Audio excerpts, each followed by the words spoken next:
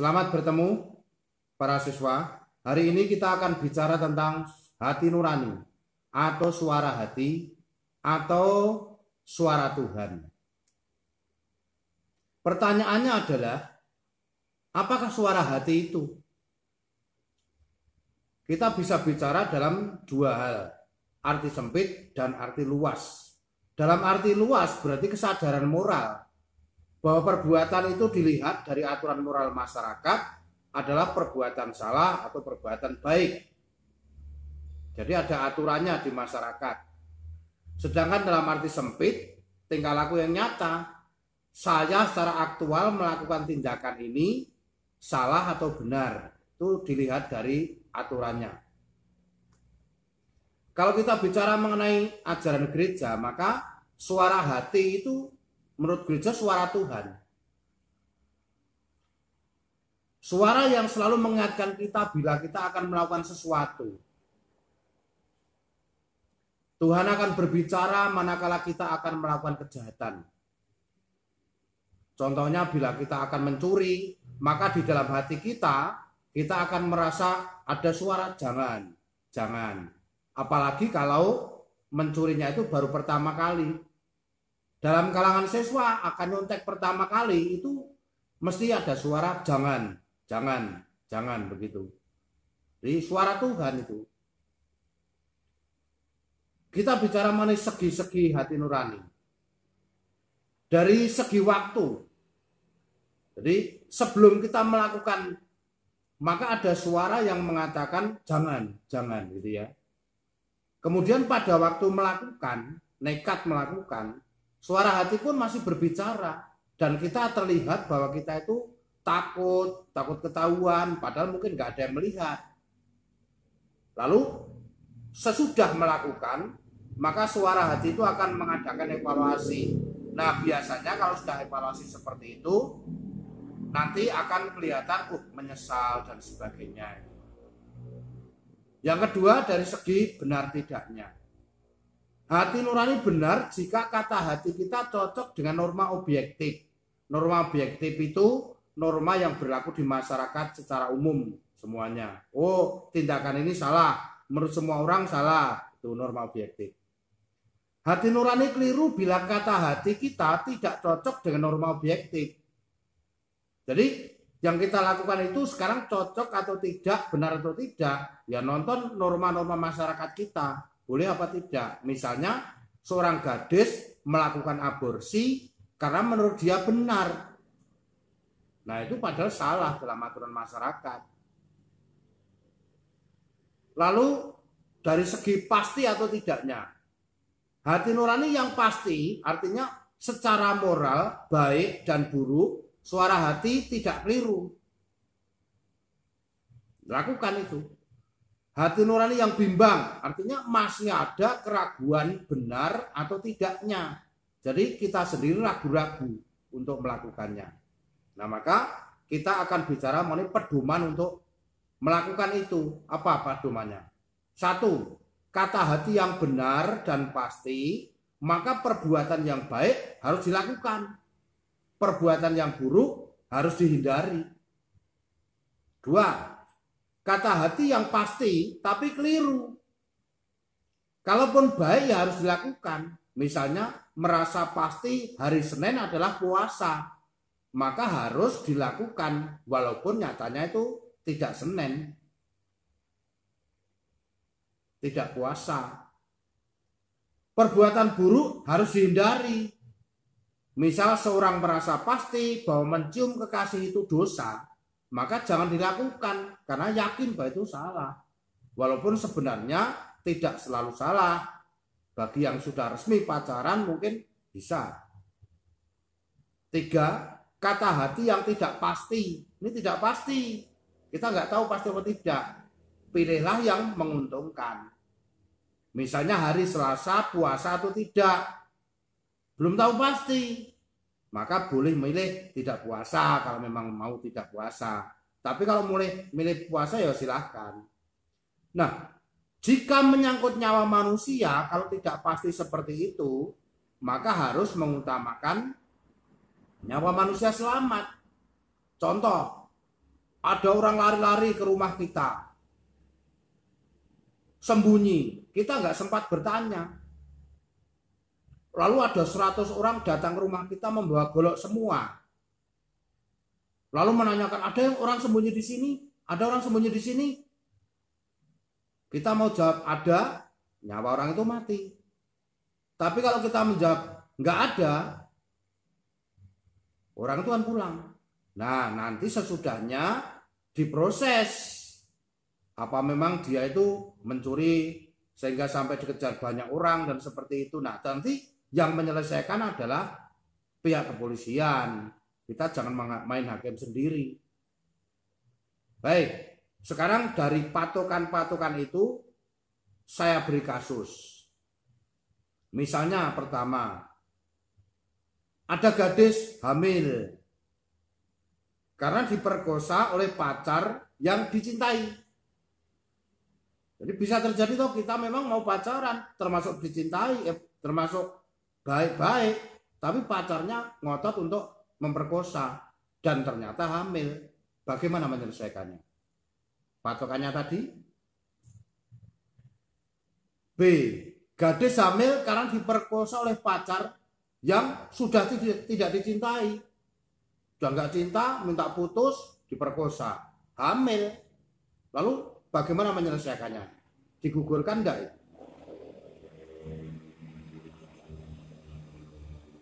C.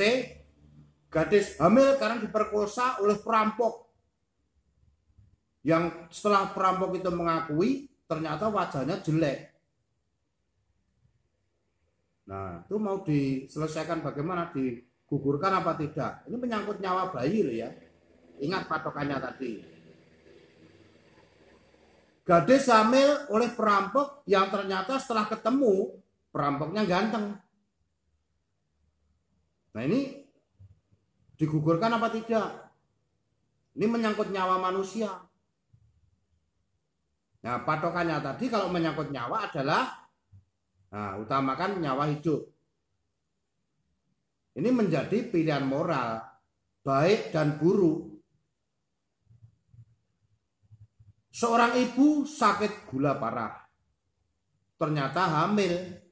Waktu hamil itu kan 9 bulan 10 hari. Nah, sekarang problem karena dia sakit gula.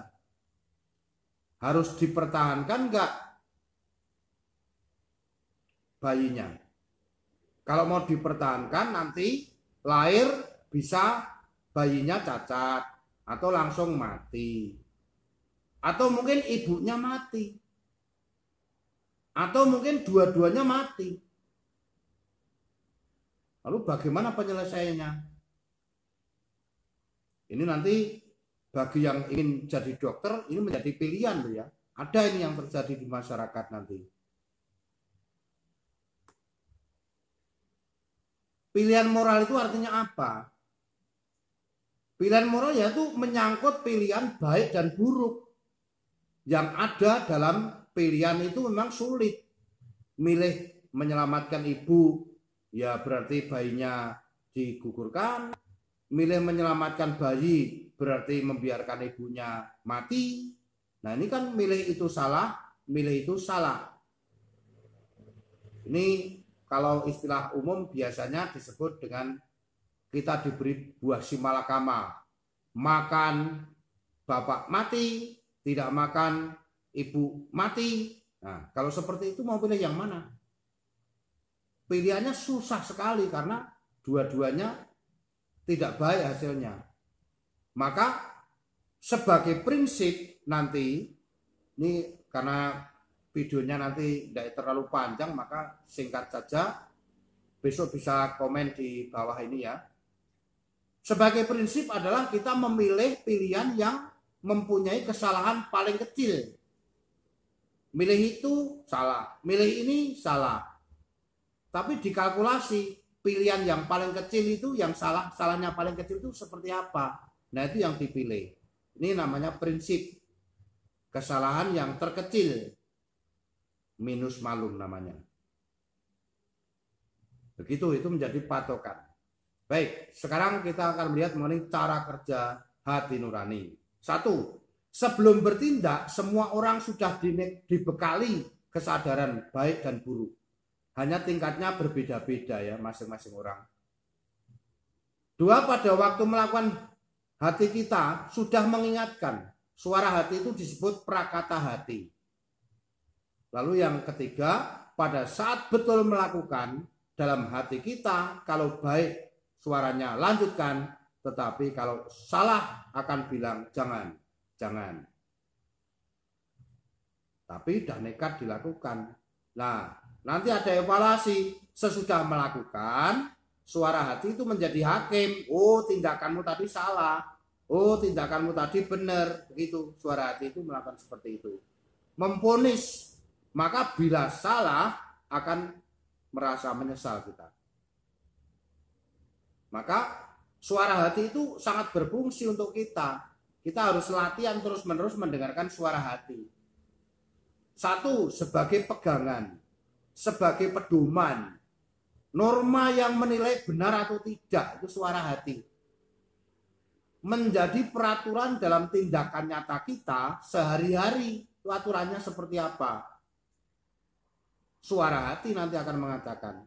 Tadi suara hati kaitannya sama hukum di masyarakat ya, norma objektif ya, norma yang dianggap benar oleh semua orang ya. Lalu suara hati menyadarkan kita akan nilai-nilai dan harga diri manusia. Jangan sampai kita hanya mengikuti emosi sehingga bertingkah laku seperti binatang. Bertingkah laku seperti anak kecil yang belum bisa menggunakan suara hati. Pilih yang pokoknya senang. Saya senang, maka milih ini. Saya ini enak, maka saya pilih. Padahal yang enak belum tentu baik. Yang disenangi belum tentu baik. Tetapi kalau kita hanya bertindak laku seperti anak kecil, maka biasanya kita hanya memilih yang enak dan menyenangkan. Padahal dua-duanya belum tentu baik. Sikap kita terhadap suara hati. Harusnya satu, menghormati setiap suara hati yang keluar. Mendengarkan dengan cermat bisikannya. Lalu mempertimbangkan secara masak apa yang jadi nasihatnya. Benar apa tidak tadi? Tadi saya mencuri, kok merasa nggak enak, nggak nyaman. Nah itu suara hati sudah masih didengar, itu masih hidup namanya. Lalu melaksanakan apa yang disuruhnya. Baik, kita akan bicara suara hati dalam kitab suci. Sumbernya dari surat Santo Paulus kepada umat di Roma bab 7 ayat 14 sampai dengan ayat 26. Nanti di googling ya, misalnya, atau yang punya kitab suci bisa dibuka. Tapi ini durasi waktu supaya tidak panjang-panjang, maka tidak saya tulis lengkap. Di sana Paulus menasihati umat di Roma.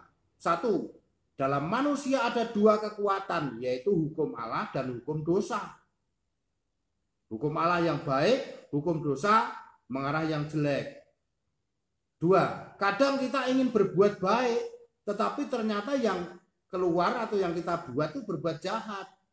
Sering kita itu punya, aku pokoknya pilih yang baik. Tetapi ingat godaan, kemudian yang dipilih, kemudian yang jahat. Tiga, dalam mengambil keputusan kita ada pedoman. Maka pedoman itu harus didengarkan. Bahkan kalau kita mengambil keputusan, lebih baik kita duduk tenang dulu. Ini baiknya gimana, ini baiknya gimana. Mohon supaya suara hati berbicara, atau artinya mohon Tuhan berbicara kepada kita. Hati nurani dalam dokumen gereja. Ada dokumen gereja yang berbicara tentang itu, terutama namanya Gaudium et Spes, artikel nomor 16. Nanti dicari di googling lengkap bahwa Gaudium et Spes itu hasil dari sidang Konsili Vatikan kedua. Konsili Vatikan kedua itu namanya konsili itu rapat. Vatikan itu di kota Vatikan. Kedua berarti rapat yang kedua. Pernah ada sidang atau konsili Vatikan pertama, pernah di Roma. Nah, sekarang ini konsili Vatikan yang kedua, Gaudium et Spes. Dari bahasa Latin Gaudium, Itu kegembiraan. Et itu artinya dan. Spes itu artinya harapan. Kalau diartikan maka kegembiraan dan harapan. Kegembiraan dan harapan manusia adalah kegembiraan dan harapan gereja. Kalau manusia bahagia, gembira, gereja senang. Harapan manusia untuk masuk surga, ya harapan gereja juga. Dan semua orang saya kira pengen masuk surga, cuman yang dilakukan itu tadi seperti tadi bahwa milih yang tidak baik. Nah, di Gaudium et Spes, di lubuk hatinya manusia menemukan hukum yang tidak diterima dari dirinya sendiri. Ada hukum yang diterima dari sono. Hukum itu mendorong untuk menerima yang baik dan mencintai. Kalau mencintai itu biasanya menutupi semua kesalahan. Teman saya salah kepada saya, tapi saya cintai, maka seperti sudah kesalahannya itu hilang.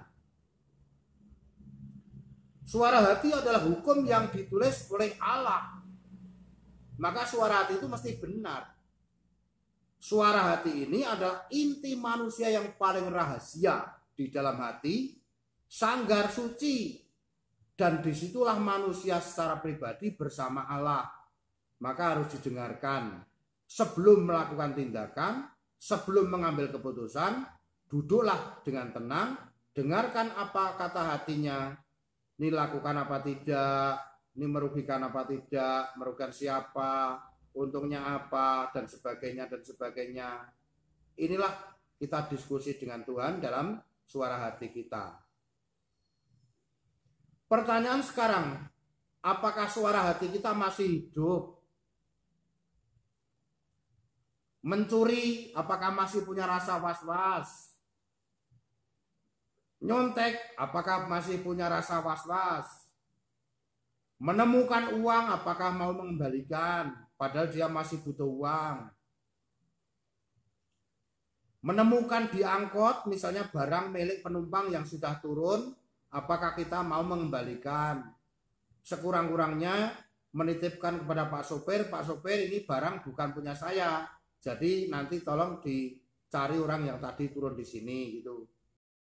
Contoh di Amerika, pembantu namanya Bapak Bill dari Los Angeles. Menemukan uang $240.000. Berapa itu? $1 misalnya dibuat saja 10.000. Maka nolnya ditambah 4. Maka besar sekali. Ia mengembalikan pada yang punya. Bagi kita yang suara hatinya sudah mati, mungkin wah bodoh kamu Pak Bill, kan bisa beli mobil. Tapi bagi orang yang hatinya masih hidup, bisa memuji Pak Bill hebat, kamu masih jujur. Mencari jujur pada saat sekarang ini sudah sulit. Dan kamu jujur. Nah, untuk bisa menciptakan kebiasaan seperti ini, maka kita harus sering membina suara hati. Membina suara hati, latih terus, kepekaan, latih terus. Nah, untuk membina suara hati, saya akan membuat video yang lain sesudah ini, karena supaya videonya tidak terlalu panjang. Baik, untuk suara hati, bagian yang pertama saya cukupkan sekian.